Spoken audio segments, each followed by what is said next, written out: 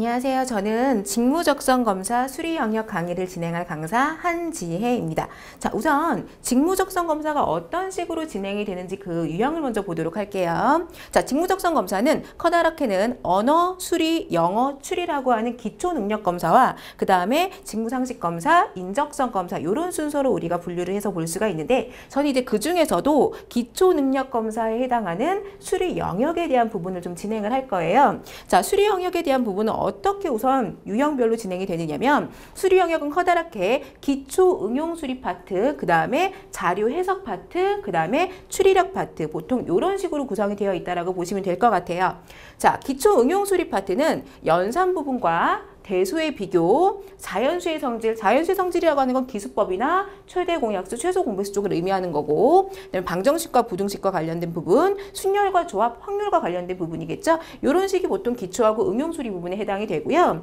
자, 자료 해석 파트라고 하는 부분은 우리가 어떤 표를 주고 그거에 대한 통계를 결정하는 문제들이 대부분이에요. 그래서 비율과 증감률 문제가 보통 출제가 되고요. 마지막으로 추리력은 수추리하고 도형 추리가 있는데 사실 수리 쪽하고 직접적인 관련이 있는 부분은 수추리 파트겠죠. 그렇죠? 이 수추리 파트는 그 고등 과정에 해당이 되는 수열 부분이 수추리 파트다라고 보시면 될 것 같아요. 자, 우선 수리 영역은 30분 동안 30문제 정도로 진행이 됩니다. 자, 수리 문제 30문제를 30분 동안 푼다라는 것 자체는 시간적으로 봤을 때 그렇게 여유롭지가 않아요. 그래서 특히 기초 수리 파트에 있는 부분은 계산력 위주이기 때문에 계산을 정확하고 또 빠르게 진행해 주시는 게 좋을 것 같아요. 자료 해석 부분 같은 경우에는 문제가 어렵지는 않지만 아무래도 표를 보고 이해를 해야 되기 때문에 시간적인 면에서는 조금 오래 걸릴 수가 있어요. 그래서 아무래도 앞쪽 부분, 기초 수리 파트에서 여러분께서 조금 시간을 줄여주시는 부분이 좋을 것 같고요. 그렇기 때문에 여러분께서 꼭 필요한 공식은 암기를 해주시는 게 좋습니다. 자, 우리가 시험은 이렇게 커다랗게 기초 수리 파트하고 그 다음에 자료 해석 파트, 추리력 파트로 이렇게 진행이 되는데 저는 오늘 수업을 어떻게 진행을 할 거냐면 조금 나눠서 파트별로 나눠서 진행을 할 거예요. 자, 예를 들어서 우리가 보는 요 기초 수리 파트의 대소 비교만 보더라고 하더라도 대소 비교는 부등식이거든요. 그렇죠? 누가 더 크고 누가 더 작냐라고 하는 부등식 문제가 대부분이긴 하지만 단순하게 부등식을 풀 줄 알아야 되는 거냐? 그건 아니에요. 이 안에서는 뭐 평균을 물어볼 수도 있고요. 도형의 넓이나 부피를 물어볼 수도 있고요. 그렇죠? 혹은 방정식을 풀어서 그 근을 찾아야 될 수도 있고 여러 가지 문제가 등장을 하기 때문에 저는 요 파트에 맞춰 수업을 하지 않고 어떻게 진행을 할 거냐? 파트 1, 2, 3, 4로 나눴어요. 자, 파트 1은 수학 연산 파트로, 파트 2는 도형 파트로, 자, 세 번째는 확률과 통계 파트, 마지막으로 네 번째 수열로 진행을 하도록 하겠습니다. 자, 이 이론 수업을 통틀어 들으시고 나면 이제 어느 영역과 상관없이 문제를 공통적으로 좀 푸실 수 있을 거고요. 자, 사실은 우리가 어떤 공식을 하나 외운다 라고 했을 때 사실은 그 공식을 외우는 게 중요한 게 아니라 실질적인 수학 과정으로 보자면 이 공식이 어떻게 나왔는지 그 공식을 조금 증명해 주는 부분이 사실 굉장히 중요해요. 그렇죠? 하지만 여러분들께서는 증명을 하면서 문제를 푸실 수 있는 시간적 여유가 없으십니다. 자, 그렇기 때문에 저는 오늘 증명은 거의 생략을 할 거고요. 간단하게 여러분들께 필요한 공식과 개념 위주로 설명을 드리도록 할게요. 자, 파트 1 진행해 보도록 하겠습니다. 자, 파트 1은요. 수하고 연산 파트예요. 자, 수하고 연산 파트에 해당되는 내용은 기수법, 최대 공약수, 최소 공배수, 그 다음에 우리가 알고 있는 지수법칙이라던가 곱셈 공식, 방정식, 부등식 이런 수로 좀 진행을 할 건데요. 자, 기수법이라고 하는 거 여러분 들어보셨을 거예요. 10진법 내지는 2진법, 뭐 3진법도 있고 4진법도 있고 5진법도 있습니다. 좀 간단하게 10진법, 2진법에 대한 개념을 먼저 설명해 드릴게요. 자, 10진법은요. 우리가 일상생활에서 사용하는 수가 10진법이에요. 예를 들어서 제가 뭐 43,260이라는 수를 얘기를 했는데 이런 숫자들 전부 다가 10진법입니다. 일상생활에서 사용을 하는데 우리가 이 수를 왜 10진법이라고 얘기를 하느냐? 두 가지 이유가 있어요. 첫 번째는 10진법에서 사용하는 숫자는 0부터 9까지 총 10가지의 숫자를 사용을 하고요. 또 하나는요. 각 자리의 숫자들이 10의 거듭제곱의 형태로 표현이 됩니다. 예를 들어 231이라고 하는 숫자가 있죠. 각 자리의 숫자들이 10의 거듭제곱으로 표현이 되고 자릿수가 하나 증가할 때마다 10배씩 증가를 해요. 즉, 이 수는 200 더하기 30 더하기 1을 의미합니다. 다시 쓰자면 2 곱하기 10의 제곱, 3 곱하기 10, 그 다음에 1 곱하기 1이에요. 1 곱하기 1인데 여기는 10의 제곱이고 여기는 10의 1승이고 1은 10의 0승을 뜻해요. 그러니까 10의 거듭제곱으로 표현이 되기 때문에 십진법이다라고 해석을 할 수가 있는 거겠죠. 자, 그럼 이진법은 무엇이냐? 이진법이라고 하는 것, 십진법하고 그대로 살펴보자면 이진법은 숫자를 2개밖에 쓰지 않습니다. 누구하고 누구? 0하고 1 두 개의 숫자밖에 쓰지 않고요. 각 자리가 2의 거듭제곱의 형태로 표현돼요. 예를 들어서 111이라고 썼어요. 자, 1111이라고 읽지 않습니다. 1111은 십진법에 해당이 되는 거죠. 자, 사실은 십진법 뒤에는 이렇게 10이라는 숫자를 써야 되는 게 맞는 건데 우리가 일상적으로 사용을 하는 숫자이기 때문에 요거 10을 생략하죠. 하지만 요 숫자 1111이 이진법이냐 십진법이냐 이 상태로 쓰면 구분이 안 돼요. 그렇죠? 1111이라고 읽을 수 있으면 이건 십진법이죠. 이진법인 경우에는 이렇게 첨자로 밑에다가 밑첨자로 2를 써주셔야 되고요. 이 이진법은 어떻게 표현이 되느냐? 1 곱하기 2의 세제곱 1 곱하기 2의 제곱 1 곱하기 2 그 다음에 1 곱하기 0의 0이 아니죠. 2의 0승이니까 1 이런 식으로 전개식을 쓸 수가 있어요. 2의 0승, 2의 1승, 2의 2승, 2의 3승 이런 식으로 2의 거듭제곱의 형태로 각 자릿수를 표현해 줄 수가 있는 거죠. 즉 실제 의미하는 숫자가 1이고요. 실제 의미하는 수가 2고요. 실제 의미하는 수가 4고요. 실제 의미하는 수가 8입니다. 2배씩 자릿수가 올라갈 때마다 2배씩 숫자가 증가한다는 걸 보실 수가 있을 거예요. 자, 그래서 이런 이진법이 그러면 십진법으로는 얼마를 뜻하느냐? 지금 우리가 전개식을 썼죠. 그렇죠? 이 전개식을 그대로 계산을 하시면 8, 4, 2, 1을 더하겠죠? 계산을 하면 얼마냐면 15가 나오네요. 즉 1111 이진법을 십진법으로 바꾸면 15라는 수가 되는 겁니다. 자, 이진법을 십진법으로 바꿀 때는 전개식을 계산만 해주시면 돼요. 자, 그러면 거꾸로 이 십진법으로 어떻게 이진법으로 바꿀 것이냐? 십진법을 이진법으로 바꿀 때는요. 십진법의 숫자를 2로 나눠주시면 됩니다. 2, 7에 14죠. 나머지가 1이고요. 2, 3은 6이죠. 나머지가 1이고요.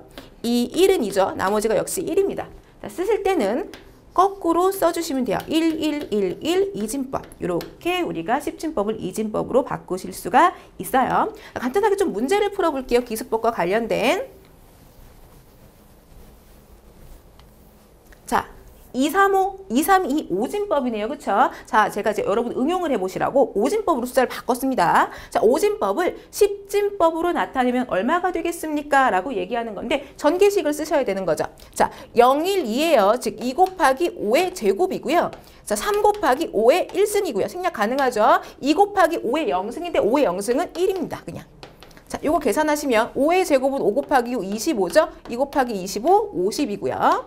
3, 5, 15고요. 2 곱하기 1은 2죠. 그럼 답은 얼마? 67에 해당이 된다는 거죠. 즉 232 오진법을 십진법으로 바꾸면 그 숫자는 67이 되는 겁니다. 자, 그럼 요 문제도 한번 풀어볼게요. 11011 이진법에서 자, 요거 미첨자 쓰시는 게 맞는 거죠, 사실. 앞에서 두 번째 1이 나타나는 실제 수는이라고 했어요. 앞에서 두 번째? 자, 여기죠. 자, 우리 그냥 바로 한번 문제를 풀어볼까요? 자, 요 자리가 1이고요. 2배씩 증가해요. 2, 4, 8이죠. 즉 0, 1, 2, 3, 1 곱하기 2의 세제곱자리예요. 그렇기 때문에 답은 8이다라고 보실 수가 있죠. 앞에서 두 번째 숫자가 나타내는 1이 실제 의미하는 수는 8에 해당이 된다라고 보실 수가 있습니다. 한 개만 더 해보죠. 230을 삼진법의 수로 나타내면 이라고 얘기했어요. 제가 여러분 응용해 보시라고 숫자를 자꾸 바꿨어요. 진법을. 자, 우리 아까 이진법으로 나타낼 때는 2로 나눴죠. 그럼 삼진법으로 나타낼 때는 3으로 나눠주시면 되죠. 자, 3, 7에 21이죠? 20 남았고 3, 6, 18 나머지가 2네요. 나머지가 굉장히 중요해요. 자, 3으로 나누시면 3이 6이고 16이죠? 3, 5, 15 나머지가 1이고요. 3, 8에 24 나머지가 1이고요. 3, 2, 6 나머지가 2죠? 제가 거꾸로 쓴다라고 얘기했어요. 2, 2, 1, 1, 2 삼진법 이렇게 써주시면 되겠습니다. 자, 기수법 이해하실 수 있겠죠? 자, 그럼 그 다음 파트로 진행을 해볼게요. 약수합에서 한번 넘어가 보죠.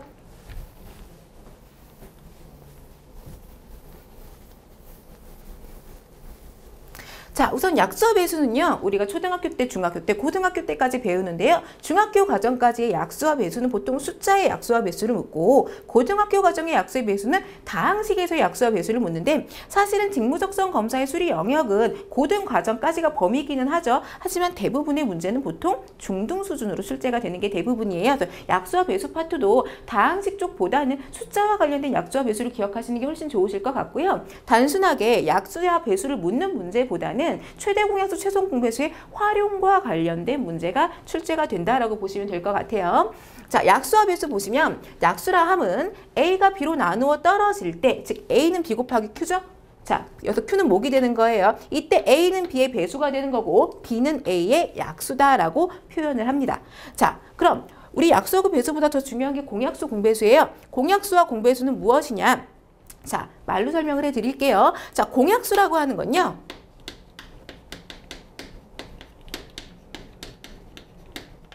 두 수 이상의 공통된 약수가 공약수겠죠. 그렇죠? 그러면 이걸 다항식으로 해석을 해보자면 두 다항식 이상에서의 공통된 약수가 바로 공약수고요. 공배수라고 하는 건 두 수 이상의 숫자에서 공통된 배수가 공배수입니다. 다항식에서 설명을 하자면 두 다항식 이상에서의 공통된 배수가 공배수가 되겠죠. 자, 더 중요한 건 최대 공약수하고 최소 공배수예요. 최대 공약수, 공약수 중에서 최대인 것, 말 그대로. 자, 숫자의 개념으로 보자면 최소 공배수, 최소 공약수는 왜 안 물어봅니까? 자, 숫자의 개념에서 보자면 늘 공약수 중에는 1이 있어요. 그렇죠? 1이 있기 때문에 최소 공약수는 늘 언제나 1이라서 묻지 않습니다. 최대 공약수라고 하는 것은 공약수 중에서 그 값이 최대인 것을 뜻하고요. 다항식의 개념에서 보자면 공약수 중에서 차수가 가장 높은 것을 우리가 최대 공약수다라고 얘기를 해요. 자, 그러면 최소 공배수는 말 그대로 공배수 중에서 최소 가장 작은 숫자예요. 자, 왜 최대 공배수는 묻지 않습니까? 자, 배수는 끝이 없습니다. 숫자의 개념으로 보자면 최대 공배수는 무한히 증가하기 때문에 우리가 찾아낼 수가 없고요. 그래서 최소 공배수를 물어요. 공배수 중에서 최소인 값을 뜻하고 다항식의 개념에서 보자면 자, 다항식의 개념에서 보자면 공배수 중에서 차수가 가장 낮은 걸 갖다가 우리가 최소 공배수다라고 얘기를 해요. 그럼 서로소라고 하는 개념은 뭐냐면 서로소는 공약수가 1뿐인 두수, 최대 공약수가 1인 두수를 갖다 서로소라고 얘기하고요. 다항식의 개념에서 역시 보자면 자, 공약수가 최대 공약수가 상수인 두 다항식을 갖다가 서로 서로소 관계에 있다라고 표현을 해요. 자, 최대 공약수하고 최소 공배수의 성질을 잠깐 보시면 우리 숫자의 개념으로 이해를 하시는 게 더 좋을 것 같긴 한데 최대 공약수를 갖다가 우리가 G라고 표현을 하고 최소 공배수를 L이라고 표현을 할 때 어떤 숫자 A는요. AG, 최대 공약수를 갖고 있겠죠.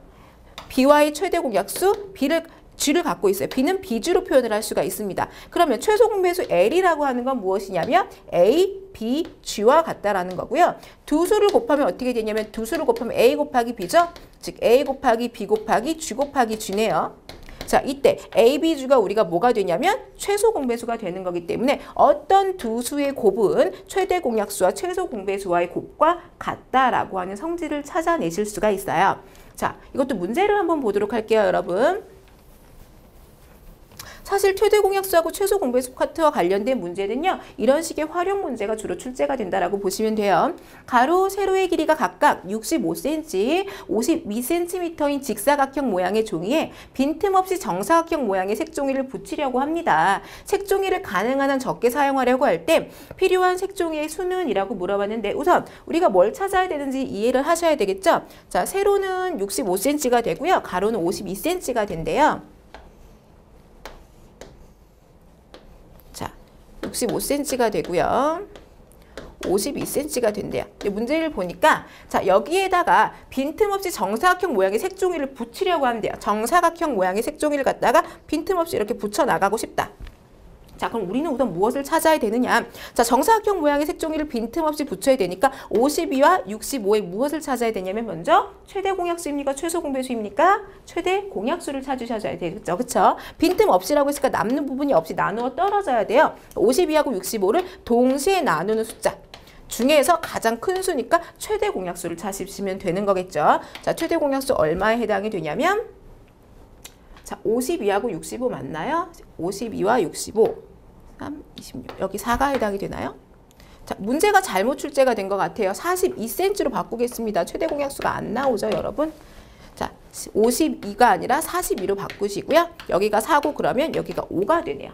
그쵸? 4하고 5가 돼요. 자, 그럼 이건 무슨 소리냐면 이쪽 방향으로는 4개가 들어간다는 소리고 가로 방향으로는 5개의 정사각형이 들어간다라고 하는 거겠죠? 자, 그랬을 때 가능한 한 적게 사용하려고 한다. 그래서 가능한 한 큰 색종이를 붙였고요. 필요한 색종이의 개수를 물어봤어요. 가로로는 색종이가 5장이 들어가고 세로로는 4장이 들어가기 때문에 필요한 색종이 개수는 몇 개냐면 20개다라고 보실 수가 있겠습니다. 정답은 20에 해당이 되겠네요. 아니다. 여러분 50이 맞죠? 숫자? 제가 잘못 계산했네요. 50이 맞네요. 문제 이상 없습니다. 그쵸? 13 곱하기 4가 50이 맞아요. 자, 그 다음에 지수로 넘어가 보도록 할게요. 자, 여러분 중학교 때 지수 법칙이라고 하는 거 배우셨을 거예요. 자, 우선은 여러분이 좀 헷갈려 하시는 부분이 있어서 자, A 더하기 A 더하기 A를 간단하게 쓰면 이건 얼마라고 쓸 수가 있냐면 A 곱하기 3이라고 쓸 수가 있어요. 즉 3A라고 표현을 할 수 있는 부분이고 A 곱하기 A 곱하기 A를 우리는 A 세제곱 이렇게 표현을 할 수가 있는 거죠. 거듭 제곱의 형태로 표현을 할 수가 있는 건 더하기가 아니라 곱하기예요. 그렇죠? 자, A 세제곱에서 우리가 이 A를 뭐라고 부르느냐? 밑이라고 부르고요. 요 3을 갖다 위에 있는 첨자를 갖다가 우리가 지수라고 표현을 하죠. 자, 요 지수 법칙과 관련된 내용을 보도록 할게요. 자, 지수 법칙은 뭐냐면 첫 번째 A의 m승 곱하기 A의 n승. 자, 예를 들어서 A의 세제곱 곱하기 A의 제곱을 계산하시면 A가 3번 곱해져 있고 A가 2번 곱해져 있는 거예요. 그렇죠? 총 A가 5번 곱해져 있는 형태이기 때문에 자, 두 개 있는 숫자를 어떻게 하시면 되냐면 더해 주시면 됩니다. 이렇게 되는 거죠. 그럼 A의 m승 나누기 A의 n승은 어떻게 되는 거냐? 예를 들어서 A의 세제곱 나누기 A의 제곱이다. 그럼 A 곱하기 A 곱하기 A를 A 곱하기 A로 나눈 거죠. 약분을 하시면 한 개가 남아요. 그쵸? 자, 어떻게 해주시면 되냐면 지수를 빼주시면 돼요.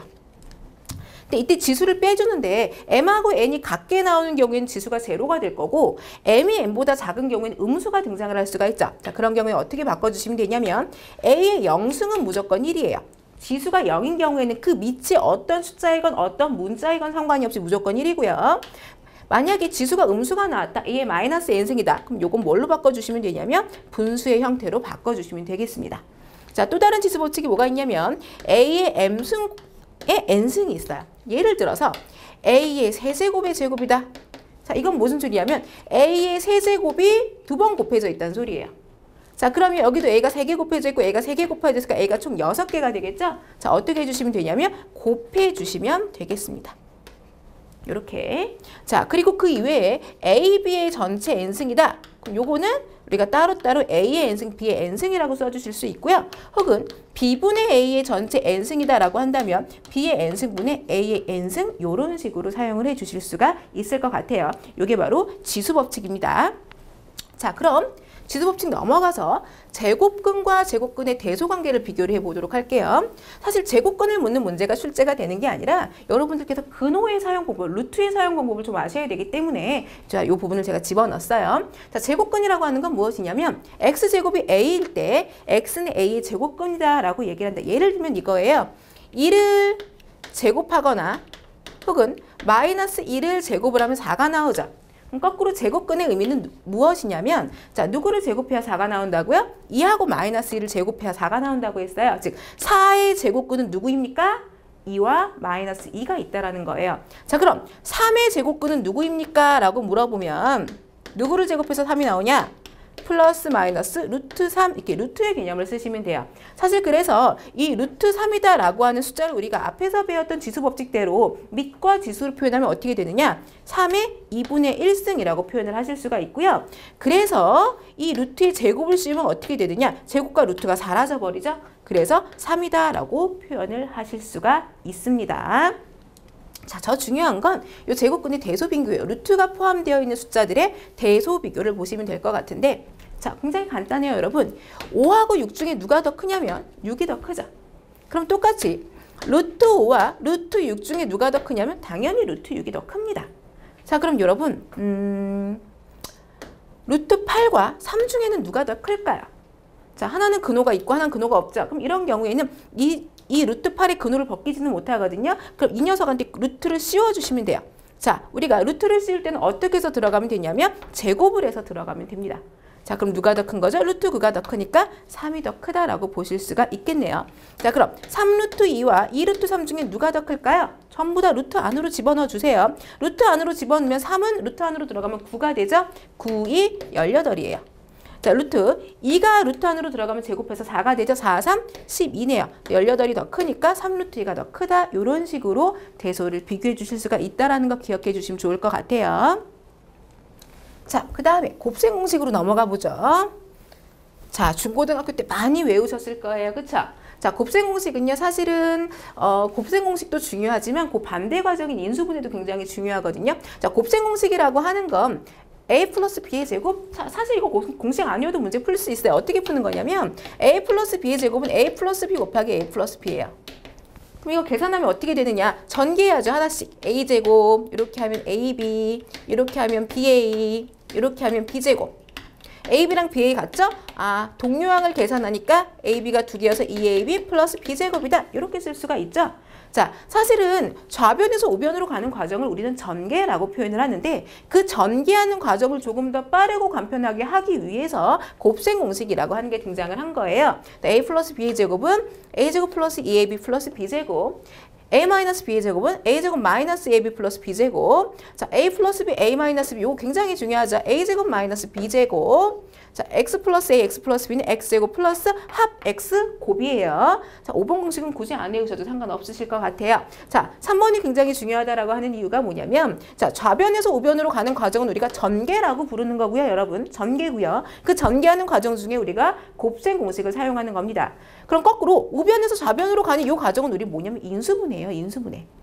자, 인수분해는 설명을 하기 시작하면 밑도 끝도 없어요. 그쵸? 간단하게 이렇게만 설명을 해드릴게요. 반대 과정이 인수분해고요. 이 인수분해 굉장히 많이 쓰실 수 있어요. 특히 우리가 어떤 부분에 대한 숫자를 계산하는 데 있어서 굉장히 편하게 쓸 수 있는 계산식 중에 하나이기 때문에 a제곱 마이너스 b제곱은 a 플러스 b, a 마이너스 b의 곱으로 활용을 할 수가 있다는 건 좀 기억을 해주시면 여러분이 조금 더 숫자를 빠르고 간편하게 계산을 해주실 수 있을 것 같으니까 기억해 주시면 좋겠습니다. 바로 그 다음에 우리가 이걸 활용해 볼 수 있는 문제가 등장을 하네요. 자, A를 보시면, 자, 여러분, 누가 더 큰지 작은지 비교를 하는 건데 B는 50이니까 계산하실 필요가 없고, 여러분 A를 보시면 51의 제곱 마이너스 49의 제곱분의 100의 제곱이에요. 자, 100의 제곱은 100 곱하기 100만이니까 쉽게 계산이 되죠. 자, 그런데 51의 제곱하고 49의 제곱, 제가 이런 간단한 기초 문제는, 자, 뭐가 중요하다고요? 빠르고 정확한 게 중요하다라고 얘기했는데 빠르게 계산해야 돼요. 1분 안에 문제를 계산하셔야 여러분 자료 해석에서 충분하게 시간을 쓰실 수가 있죠. 근데 51의 제곱 51 곱하기 59, 49 곱하기 49 어느 세월에 하고 있어요. 그쵸? 제곱 마이너스 제곱이니까 간단하게 하시면 돼요. 51 플러스 49, 51 마이너스 49의 곱으로 바꾸실 수 있고요. 자, 위에 있는 100의 제곱은 100 곱하기 100이죠. 자, 51 더하기 49가 100입니다. 100하고 100 약분해 주세요. 자, 그러면 위에는 100만 남았고 분모는 51 빼기 49니까 2네요. 그쵸? 계산하시면 얼마입니까? 간단하게 50이 나오죠? A도 50이고 B도 50이니까 답은 A 꼴 B다. 이렇게 쓰실 수가 있겠네요. 그쵸? 자, 그 다음에 방정식과 부등식으로 넘어가 보도록 하겠습니다.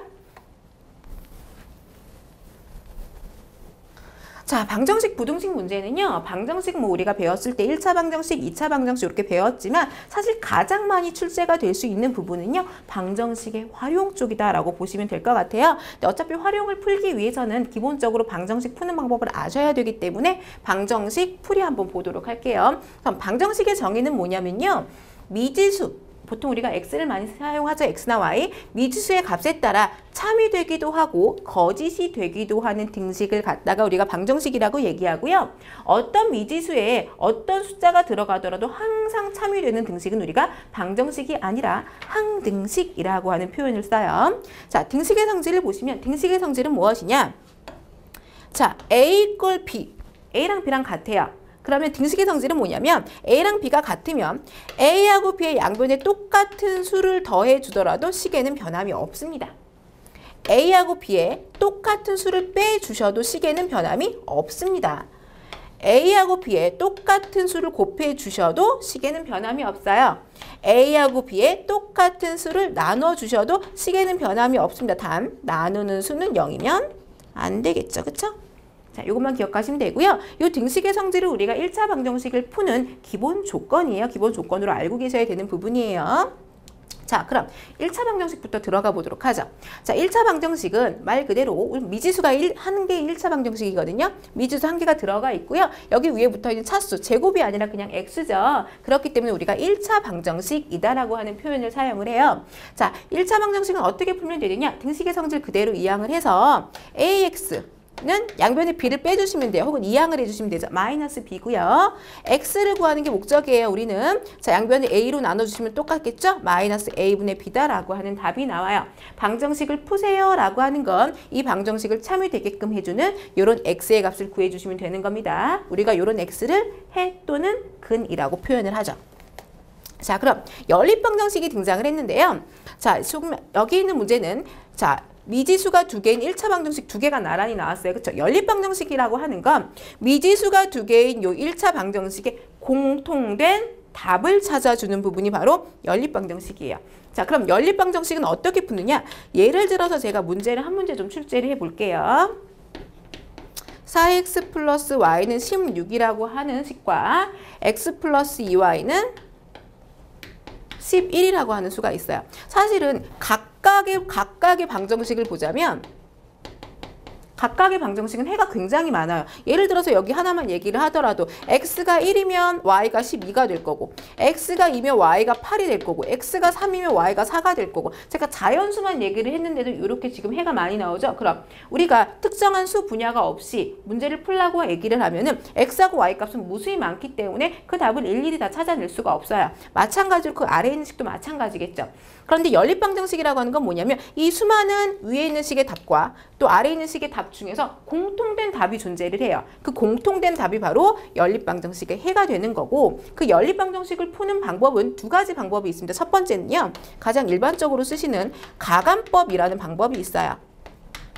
가감법은 더하고 뺀다라는 소리예요. 위에 있는 식과 아래에 있는 식을 적당히 더하거나 뺍니다. 자, 어떻게 적당히 더하거나 빼냐면 두 미지수 중에 한 미지수가 없어지도록 두 식을 적당히 더하거나 빼는 거예요. 자, 두 미지수 중에 하나가 없어지면 그건 뭐가 되죠? 위에서 풀었던 미지수가 한 개인 1차 방정식과 동일한 형태가 되거든요.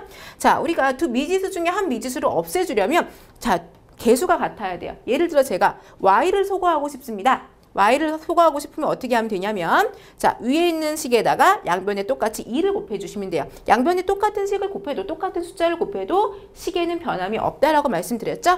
그럼 8x 플러스 2y는 32가 되는 거고요. 아래 있는 식은 그대로 넣으면 돼요. x 플러스 2y는 11이에요.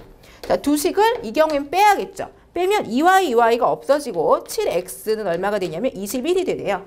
자, 그럼 똑같은 1차 방정식 형태가 됐죠? 자, 저는 x를 구하고 싶으니까 양변을 7로 나눠주시면 x는 3이네요. 이렇게 등장을 해요. 자, 그럼 y는 어떻게 구합니까? 자, 여기 있는 식 중에서요. 마음에 드는 식에다가 x를 넣으시면 돼요. 어떤 식에다 넣어도 y는 똑같이 나와요. 예를 들어 여기 x에 3을 넣습니다. 그럼 2y는 8이 되겠죠? y는 4 이렇게 나오겠네요. 자, 이게 첫 번째 가감법이고요. 가감법 말고 두 번째 뭐가 있냐면 대입법이라는 게 있어요. 자, 말 그대로 대입을 하는 건데 자, 예를 들어 제가 첫 번째 식을 조금 바꿀게요. 첫 번째 식이 4x 플러스 y는 16인데 y는 이라고 문제를 바꿔볼게요. 그럼 4x가 우변으로 이항을 해서 마이너스 4x가 되겠죠? y는 마이너스 4x 플러스 16이고 x 플러스 2y는 11이네요. 요 위에 있는 y는 마이너스 4x 플러스 16을 아래에 있는 y에다 대입을 해주시는 거예요. 이게 바로 대입법이에요. x 플러스 2, y 대신에 마이너스 4x 플러스 16을 넣어주시는 거죠. 는 11이다. 그럼 역시 y 대신에 x가 들어갔으니까 미지수가 한 개로 바뀌었죠? 자, 계산을 하시면 x-8x 플러스 32는 11이다.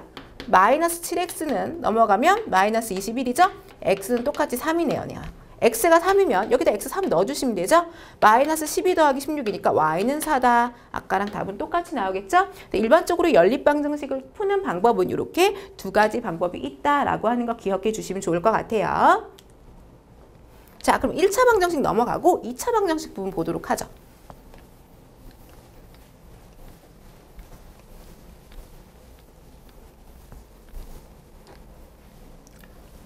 자, 2차 방정식은 이제 등장을 했어요. 누가? 2차니까 제곱이 등장을 하죠. 기본식은 ax제곱 플러스 bx 플러스 c는 0이고요. 이때 굳이 x항은 존재하든 안 하든 상관이 없어요. 마찬가지로 상수항 존재하든 안 하든 상관이 없죠. x제곱이 살아있으면 2차 방정식이 되는 거고요. 반드시 이 꼴이 들어가 있어야 돼요. 등호는 들어가 있어야 합니다. 자, 2차 방정식의 기본 형태고요. 2차 방정식은 우리가 어떻게 푸느냐. 자, 2차 방정식 풀기 이전에 먼저 여러분 a 곱하기 b는 0이다. 라고 하는 건 무슨 소리냐면 A가 0이거나 또는 B가 0이에요. 둘 중에 하나만 0이어도 되고 둘 다 0이어도 상관이 없다라고 하는 거죠. 2차 방정식을 푸는 기본입니다. 자, 2차 방정식을 풀 수 있는 방법은 두 가지 방법이 있는데 첫 번째는 인수분해라고 하는 거예요. 인수분해는 어떤 경우냐면 2차 방정식이 말 그대로 인수분해가 되는 경우에 한해서만 문제를 풀 수가 있어요. 예를 들어 어떤 2차 방정식이 이런 식으로 인수분해가 되어 있다. 그러면 어떻게 돼야 되냐면 A는 0이 아니라는 전제 조건이 붙어 있으니까 x-알파, x-베타는 0이라는 형태로 인수분해가 되어 있다라면 이 녀석이 0이거나 또는 이 녀석이 0이어야 되는 거죠. 그러면 x는 알파이거나 또는 x는 베타이다 이렇게 되겠죠. 그래서 이렇게 인수분해를 이용해서 푸는 방법이 있고 두 번째 방법은 뭐냐면 근해 공식을 쓰는 방법이 있어요. 자, 이 근해 공식은 우리가 보통 인수분해가 안 되는 경우에 주로 근해 공식을 사용을 하는데요. 여러분 중고등학교 때 굉장히 많이 외우셨을 거예요. A, B, C 그대로 보시면 돼요. A는 X제곱의 개수고 B는 X의 개수고 C는 상수항입니다. 근해 공식 X는 2A분의 마이너스 B 플러스 마이너스 루트 B제곱 마이너스 4AC죠. 자, X라고 하는 근을 한 번에 구할 수 있는 공식이에요. 2A분의 마이너스 B 플러스 마이너스 루트 B제곱 마이너스 4AC라고 하는 공식이고요. 굉장히 많이 쓰셨을 거예요. 그쵸? 여기서 말하는 A, B, C는 여기는 개수들을 의미한다라는 거 기억하시면 될 것 같아요. 자, 그래서 보시면 2차 방정식은 일반적으로 근이 두 개예요. 왜 일반적으로 근이 두 개냐면 플러스 마이너스 루트 얼마니까요. 하나는 2A분의 마이너스 B 플러스 루트 B제곱 마이너스 4AC고 또 다른 근은 2A분의 마이너스 B 마이너스 루트 B제곱 마이너스 4AC예요.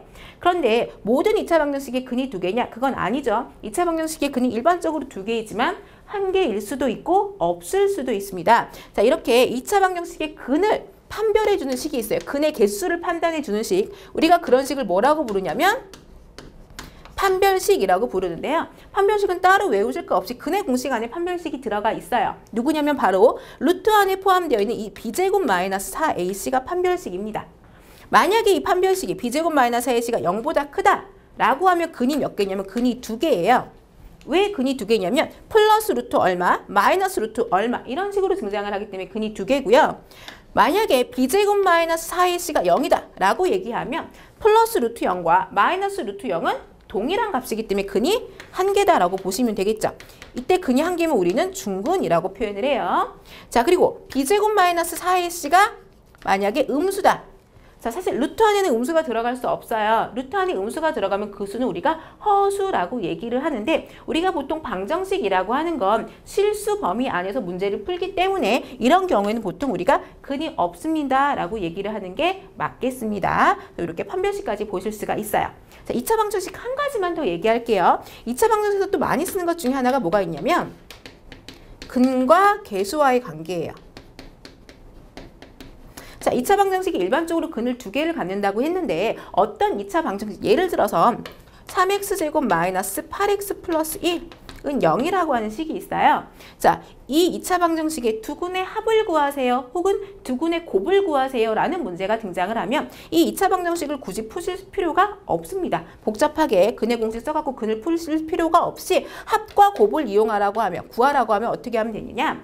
합을 구하는 공식이 있어요. 자, 두 근을 알파랑 베타라고 놓는다면 두 근의 합은 마이너스 A분의 B와 같습니다. 여기서 말하는 A하고 B도 역시 족이 있는 개수하고 동일해요. 즉 여기서 A는 3이고요. B는 마이너스 8이에요. 그렇기 때문에 3분의 8이 되는 거죠. 곱을 구하세요 라고 얘기한다면 알파 곱하기 베타죠. 곱은 A분의 C예요. A는 3이고 C는 1이 되는 거죠. 3분의 1입니다. 굳이 근을 찾지 않으셔도 합과 곱을 구하실 수 있는 공식이 등장을 하니까 기억해 주시면 좋을 것 같아요. 두 근의 합은 마이너스 A분의 B, 두 근의 곱은 A분의 C로 표현을 하실 수가 있겠습니다. 자, 그럼 방정식 활용은요.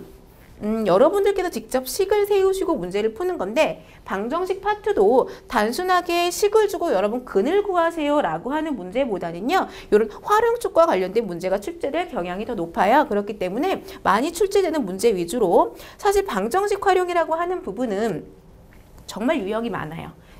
중등과정으로 보기만 해도 한 10가지 정도의 유형이 되는데 전부 다를 풀어드릴 수는 없고 그중에서 대표적인 것 제가 몇 가지만 좀 풀어드리도록 하겠습니다.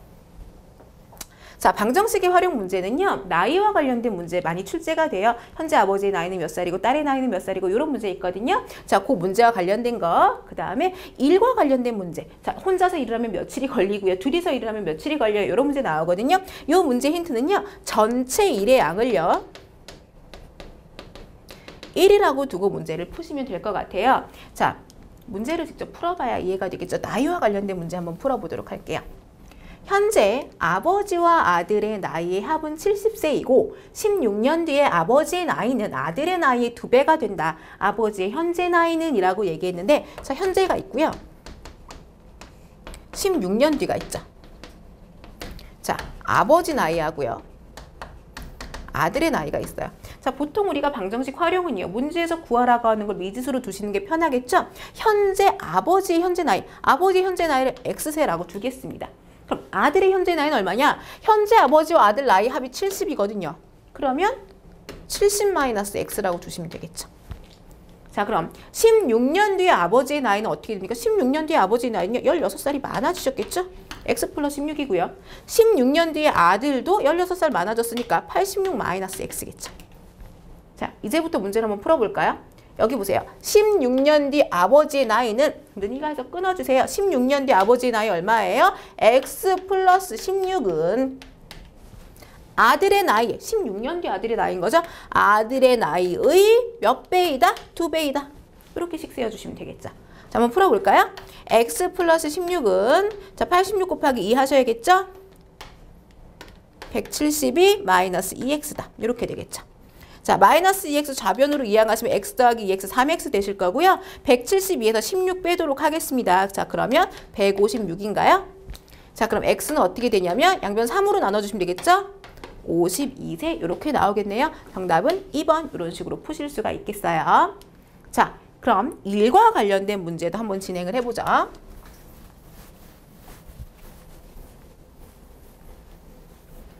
현재 남동생과 같이 일을 하면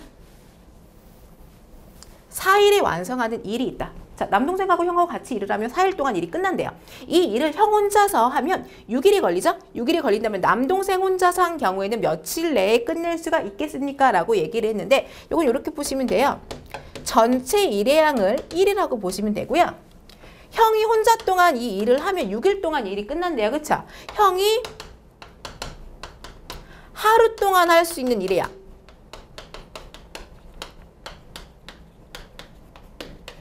자, 전체 일은 1인데 형은 6일이 걸렸으니까 하루 동안은 6분의 1만큼 일을 하겠죠. 자, 그럼 동생이 하루 동안 할 수 있는 일의 양. 동생이 하루 동안 할 수 있는 일의 양을 X라고 놓으시면 돼요. 자, 처음에 어떻게 했죠? 형과 동생이 함께 일을 했어요. 형과 동생이 하루 동안 할 수 있는 일의 양이 각각 6분의 1과 X인데 형과 같이 형이랑 동생이랑 같이 일했을 때 며칠이 걸렸다고요? 4일이 걸렸어요. 이게 전체 일의 양 얼마인 거죠? 1에 해당이 된다는 거죠. 자, 요거 계산하시면 6분의 4니까 3분의 2, 아예 약분까지 했습니다. 플러스 4x는 얼마다? 1이다 이렇게 나오겠죠. 자, 그러면 4x는 얼마냐면 이항하시면 1 빼기 3분의 2죠? 3분의 1이고요. x는 양변 4로 나누시면 12분의 1이에요. 아, 동생은 하루 동안에 12분의 1만큼 일을 할 수가 있어요. 전체 일의 양이 1이니까 자, 이 일을 맞추려면 어떻게 돼요? 12분의 1씩 며칠을 일해야 1이 나오죠? 12일을 일하시면 되는 거겠죠. 동생 혼자 하면 12일 일을 해야 일이 완성이 된다라고 보실 수가 있겠습니다. 이게 바로 일과 관련된 활용 문제라고 보시면 돼요. 자, 그 다음에 굉장히 대표적인 문제죠. 거속시, 거리 속력 시간과 관련된 문제 보도록 하죠.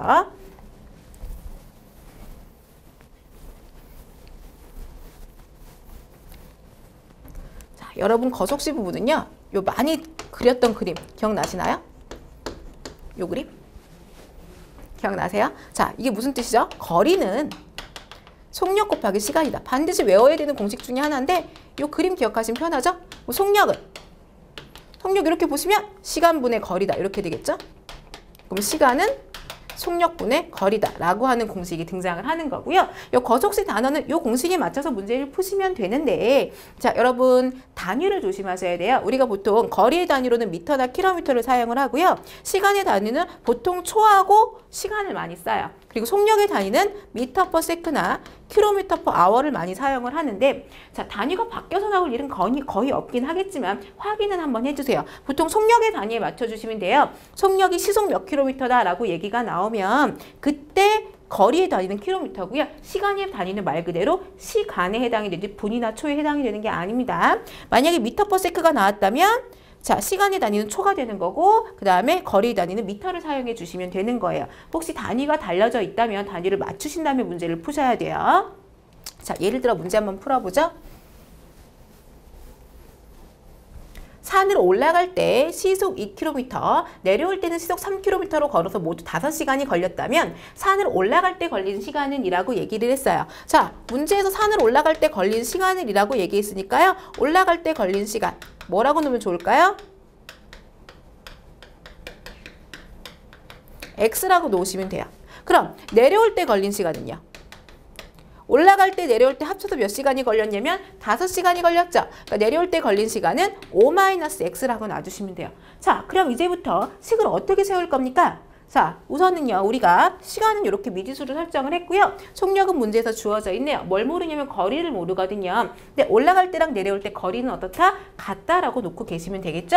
자, 그래서 올라갈 때의 거리. 자, 우리 거리 어떻게 구하냐면 거리는 속력 곱하기 시간이에요. 그래서 올라갈 때의 거리는요, 속력 2하고 시간 X를 곱하시면 되고요. 내려올 때의 거리는요, 속력 3과 시간 O-X를 곱해주시면 돼요. 올라갈 때 거리랑 내려올 때 거리는 같다. 요걸로 식을 세워주시면 되겠죠. 자, 그러면 2x는 15 마이너스 3x죠. 마이너스 3x 좌변으로 이항하면 5x가 될 거고요. 5x는 15다. 양변 5로 나눠주시면 x는 3이 되겠습니다. 즉 올라갈 때 걸린 시간은 3시간이 되겠고요. 그럼 내려올 때는 2시간이 걸렸다. 이렇게 찾아주실 수가 있겠죠. 한 개만 더 볼게요. 활용 부분. 소금물 농도. 이 소금물 농도는 참 많이 싫어하는 문제 중에 하나더라고요. 하지만 소금물 농도가 문제 풀기는 가장 편합니다. 자, 소금물 농도는요, 2가지식을 아시면 되는데요. 자, 첫 번째는 농도 구하는 식을 먼저 아시면 돼요. 자, 우리 농도는 보통 퍼센트를 사용을 하는데요. 이 소금물의 농도는 어떻게 구하느냐? 소금물의 농도는 소금물의 양 분의 소금의 양, 질량을 뜻하는 거죠? 퍼센트 농도이기 때문에 곱하기 100을 써주시면 돼요. 이때 소금물이라고 하는 건 소금 플러스 물의 양이 된다라고 보시면 될 것 같고요. 자, 요 농도 구하는 식 중요한데요. 요거보다 더 중요한 게 뭐냐면 소금의 양을 구하는 식이에요.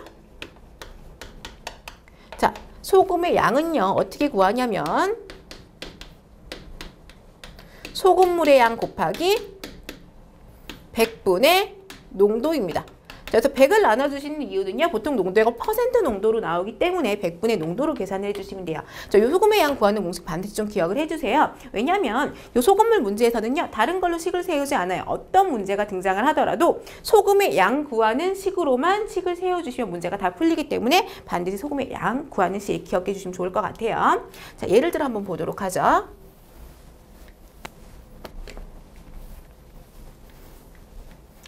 자, 30%의 소금물 120g이 있었고요. 40%의 소금물 80g이 있었대요. 얘네들을 섞었더니 몇 퍼센트의 소금물이 되겠는가? 자, 몇 퍼센트인지 모르니까 X%라고 놓겠습니다. 자, 30% 소금물 120g 하고요. 40% 소금물 80g을 섞었대요. X%가 됐고요. 그 소금물의 양은 얼마가 되냐면 120하고 80하고 섞었으니까 200g이 되는 거겠죠. 자, 우선 이렇게 간단하게 써놓고요. 이제 식을 세우셔야 돼요. X를 구하고자 하는 식을 세우셔야 되는데, 자, 뭘로 식을 세운다? 소금의 양으로 식을 세운다라고 하는 거예요. 자, 우리가 섞기 전에 두 소금의 양은 30%에 들어있는 소금의 양과 40%에 들어있는 소금의 양을 갖다가 합치면 X%에 들어있는 소금의 양과 어떻다? 같다라고 하는 결론이 나오겠죠? 그걸로 식을 세워주시면 돼요. 자, 여기 들어있는 소금의 양은 소금물의 양 곱하기 100분의 농도. 자, 여기 들어있는 소금의 양은 소금물의 양 곱하기 100분의 농도. 자, 여기 들어있는 소금의 양은 소금물의 양 곱하기 100분의 농도. 이렇게 되겠죠. 자, 우리 간단하게 계산을 해주시면 36 플러스 계산해 주시면 84 32죠. 는 계산해 주시면 2x다. 자, 그러면 68은 2x다. 양변 2로 나누시면 x는 34다 이렇게 되겠네요. 자, 섞은 후에 소금물의 농도는 34%다 라고 보실 수가 있겠습니다. 정답은 3번이 되겠네요. 자, 한 가지 더 봐야겠군요. 여러분, 농도가 마지막인 줄 알았는데 원가 정가. 자, 소금물보다 더 싫은 문제죠. 원가 정가.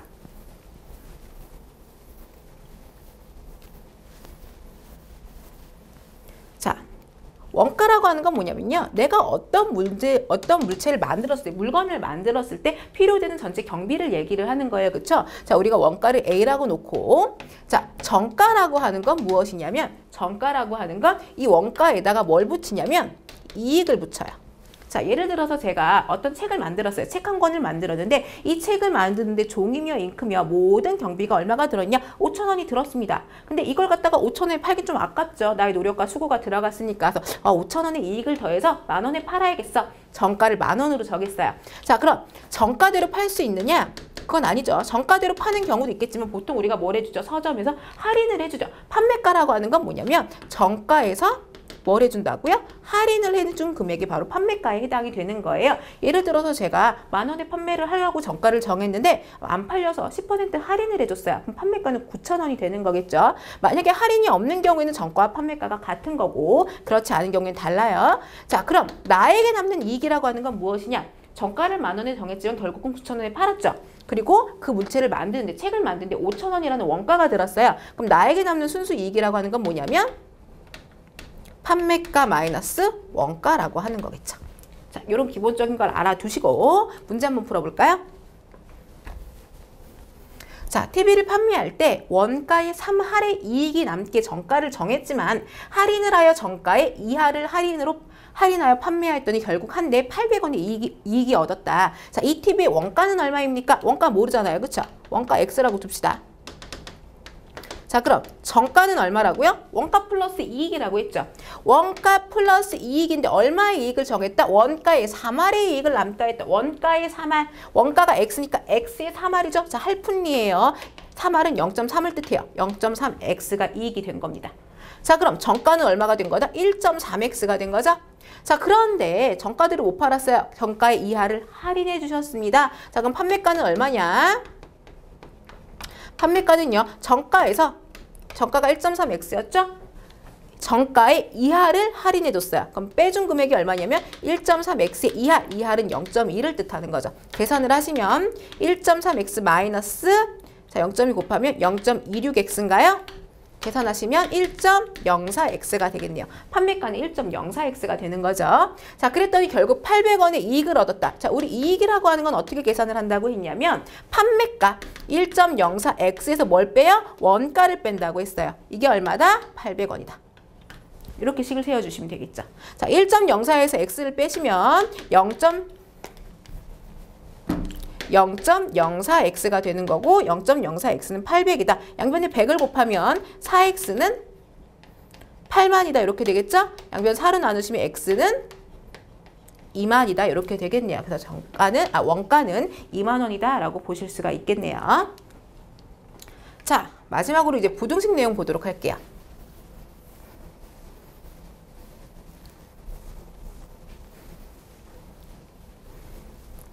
자, 우선 부등식은 우리가 4가지의 부등식이 있죠. A가 B보다 크다, A가 B보다 크거나 같다, A가 B보다 작다, A가 B보다 작거나 같다. 자, 초과한다, 이상이다, 자, 미만이다, 이하이다. 이런 식으로 우리가 쓸 수가 있어요. 자, 그럼 부등식의 성질, 등식과 마찬가지로 부등식의 성질을 알고 계셔야 되는데, 자, 예를 들어 만약에 A가 B보다 크다라는 전제 조건 하에 부등식의 성질을 보도록 하죠. 자, 부등식의 성질은 양변에 똑같은 수를 더하더라도 부등식의 방향에는 변함이 없습니다. 즉, 양변에 똑같은 수를 더하거나 뺀다라는 건 이항을 할 때는요. 더하거나 빼는 이항을 할 때는 부등식의 방향이 변함이 없어요. 자, 빼도 역시 변함이 없어요. 자, 근데 곱할 때 문제예요. 자, 양변에 똑같이 C를 곱했는데 C가 양수인 경우에는 부등식의 방향이 변함이 없고요. C가 음수인 경우에는, 곱하는 수가 음수인 경우에는 부등식의 방향이 바뀝니다. 마찬가지예요. 나누실 때도요. 나누실 때도 나누는 수가 양수이면 부등호의 방향이 변함이 없지만 나누는 수가 음수가 되는 경우에는 부등호의 방향이 바뀌게 돼요.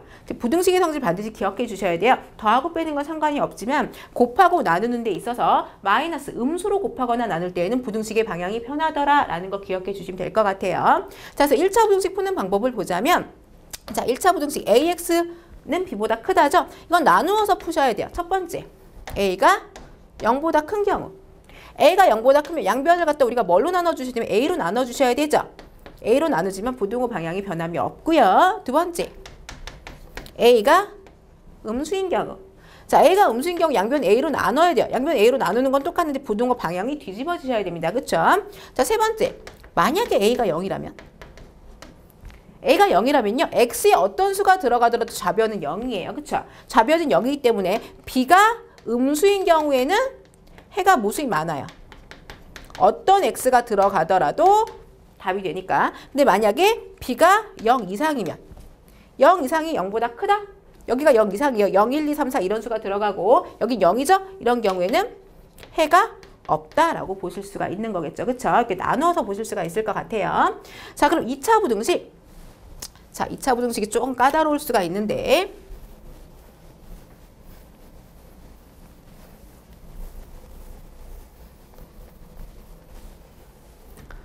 자, 2차 부등식은 사실 2차 함수하고 연관을 지어서 보시면 좋은데 우리가 함수를 정확하게는 안 배웠으니까 자, AX제곱 플러스 BX 플러스 C라고 하는 2차 부등식이 나왔는데요. 전제 조건을 달죠. A는 0보다 크다라는 전제 조건을 달게요, 여러분. 그리고 각각의 2차 부등식이 여러분 2차 방정식을 풀듯이 이런 식으로 인수분해가 된다라고 생각을 하고 문제를 푸셔야 돼요.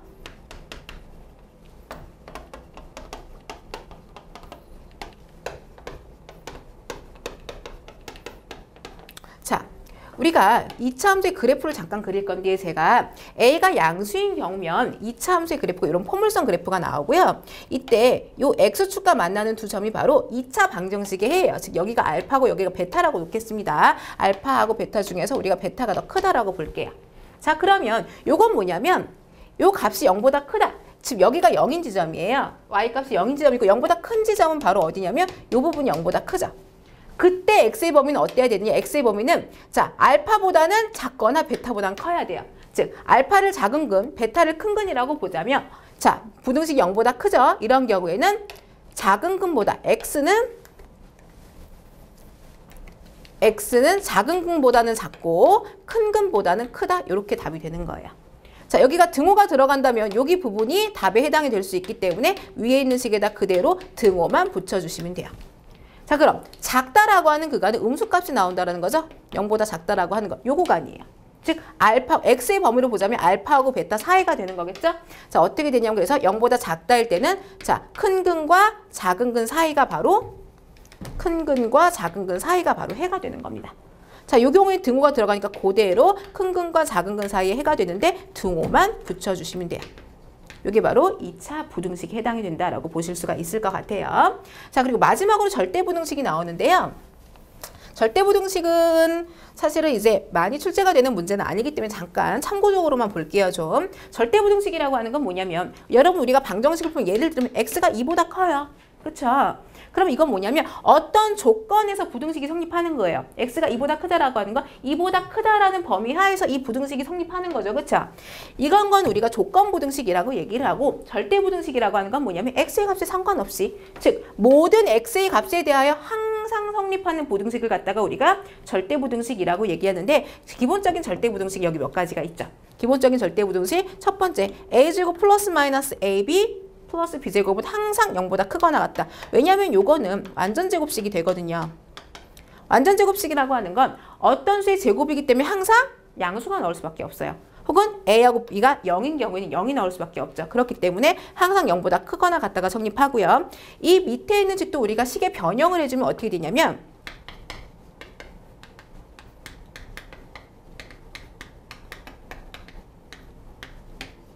이 밑에 있는 식도 식의 변형을 해주면 이렇게 돼요. 제곱, 제곱, 제곱의 합으로 나타내지기 때문에 항상 0보다 크거나 같다라고 표현이 돼요. 자, 마지막에 있는 것도 마찬가지로 여러분 참고로 기억을 해주시면 좋을 것 같아요.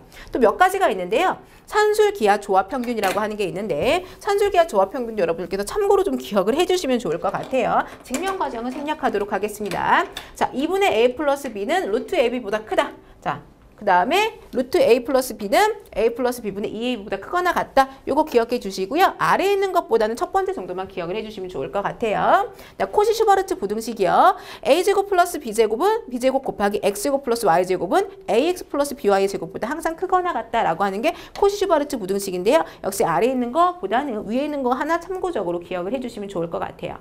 자, 부등식 문제 한 문제 풀고 정리하도록 하겠습니다. 역시 대소 비교와 관련된 문제인데요. 다음 두 수의 대소를 비교하여라. 조건은요. A와 B의 해의 범위에서 가장 큰 정수를 찾는 거예요. 자, A 부등식을 풀도록 하겠습니다. 자, 분수가 나오니까요. 우리 A의 양변에다 똑같이 얼마를 곱할 거냐면 똑같이 우리 6을 곱하도록 할까요? 6을 곱하면 우리가 분모가 없어지겠죠? 양변에 똑같이 6을 곱하도록 할게요. 자, 똑같이 양수를 곱했으니까 부등식의 방향 변함없죠? 자, 여기다 6 곱하면은 분자에 3이 생기면서 3x 플러스 3. 6 곱하면은 2x 플러스 6이다. 이렇게 되겠죠? 자, x 좌변으로 이항하시면 x고요. 상수항 우변으로 이항하시면 3이네요. x가 3보다 작다. 즉, 가장 큰 정수, x가 3보다 작은 범위 내에서 가장 큰 정수는 얼마냐면 2가 되겠죠. b 풀어볼까요? 자, 부등식이네요. 그쵸? 자, 이 부등식 풀려면 뭐 하셔야 된다고? 인수분해 하셔야 된다고요? 자, 굉장히 간단한 인수분해예요. 자, 뭘로 해주시면 되냐면 x로 묶어주시면 돼요. x로 묶으면 앞에 x 하나 남고 뒤에는 마이너스 1이 남겠죠? 자, 그럼 2차 방정식으로 생각하자면 2차 방정식 이꼴 0으로 생각하자면 요걸 만족시켜주는 x의 값은 0이거나 또는 1입니다. 근데 지금 부등식이죠. 작거나 같다예요. 큰 근과 작은 근 사이에 있다가 답이에요. 즉 x는 0보다 크거나 같고 1보다 작거나 같다가 답입니다. 그럼 이 부등식 영역에서 해당되는 가장 큰 정수는 얼마냐면 가장 큰 정수는 1이 되겠죠. 자, 그러므로 A와 B 중에서 누가 더 크다? 우리는 A가 더 크다라고 보실 수가 있겠네요. 그렇죠? 자, 여기까지가 파트 1의 내용이에요. 파트 1 수와 연산이고요. 제가 다음 시간에는 도형과 관련된 부분으로 수업을 진행해 보도록 하겠습니다. 수고하셨습니다.